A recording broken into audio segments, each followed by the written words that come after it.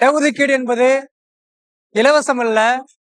அது 2000 ஆண்டுகளாக இந்த மண்ணில் காலம் காலமாக ஒடுக்கப்பட்டு வஞ்சிக்கப்பட்டு சிதறடிக்கப்பட்டுக் கொண்டிருந்த ஏழை எளிய மக்களை, தாழ்த்தப்பட்ட பிற்படுத்தப்பட்ட மக்களை கல்வியின் மூலம் அதிகாரத்தை பெற வேண்டும் என்பதற்காகத்தான் இந்த இடஒதுக்கீடு என்பது கொண்டு வரப்பட்டது.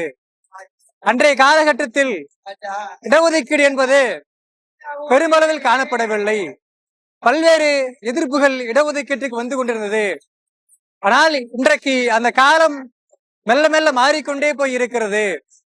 எப்படி இந்த இடஒதுக்கீட்டின் மூலமாக முதல் தலைமுறையில் படிக்கக்கூடிய நாங்கள் இன்றைக்கு அதிகாரம் என்பதை நோக்கி வருவதென்றால் இது சிலருக்கு பிடிக்காமல் இருக்கிறது.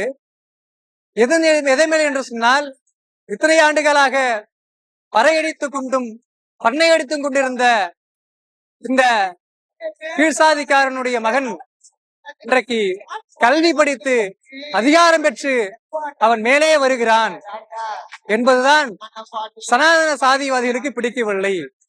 அதனால் அவருடைய குறிக்கோள் என்னவாக என்று சொன்னால், இடஒதுக்கீடு என்பதை ஒழித்தால் நாம் இங்கே எதை வேண்டுமானாலும் சாதித்து விடலாம் என்கின்ற மனப்பான்மை கொண்டிருக்கிறார்கள். மக்களை, ஏழை எளிய மக்களை தான் பண்ணையாக இருக்கக்கூடியவர்கள் தான் அப்படி வைத்துக் கொள்ள வேண்டும் என்கின்ற ஒரு நிலையை அவர்கள் உருவாக்கி கொண்டிருக்கிறார்கள்.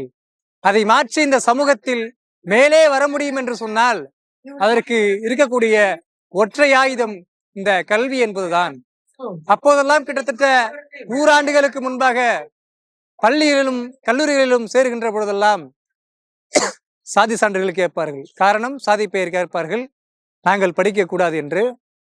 அதற்கு பிறகு 100 ஆண்டுகளுக்கு பிறகு இன்றைக்கு எங்களிடத்திலே சாதி பெயர் கேட்கிறார்கள். காரணம், நாங்கள் படிப்பதற்கு இந்த சமூக மாற்றத்தை, அரசியலை இன்றைக்கு உருவாக்கி தந்திருக்கிறது சொன்னால் இந்த இடஒதுக்கீடு என்பதுதான். இந்த இடஒதுக்கீடு என்பதால் தான் இங்கே சாதி என்பது ஒழியும்.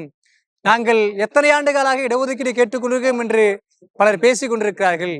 எங்களை பொறுத்தவரையில் சாதி என்பது ஒழிந்தால் நாங்கள் இடஒதுக்கீடு என்பது கேட்க மாட்டோம். காரணம், இந்த மண்ணில் சாதி என்பது இன்றைக்கு வரைக்கும் இருந்து கொண்டே இருக்கிறது. அதனால் நாங்கள் சாதியை ஒழிக்க வேண்டும் என்று சொன்னால் இடஒதுக்கீடு என்பது எங்களுக்கு தேவைப்படுகிறது.